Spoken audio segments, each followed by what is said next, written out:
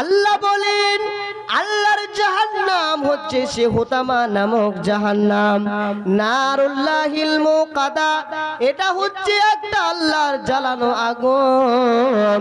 সেই জ্বালানো আগুন এই রূপ মানুষ পড়বে, মানুষ যেমন তার গালটা পড়বে ওই রূপ তার কলিজাটা পড়বে।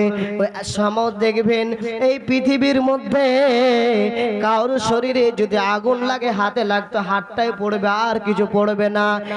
না কিন্তু ঠিক জাহান্নাম হুতামা নামক জাহান্নাম যেমন আপনার কলিজাটা পড়বে, তেমনি আপনার গালটা পড়বে, তেমনি আপনার কানটা পড়বে।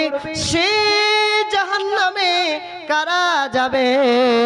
ওই আল্লাহর বান্দারা যাবে যারা আল্লাযী জামা মালা ওয়া আদ্দাদা,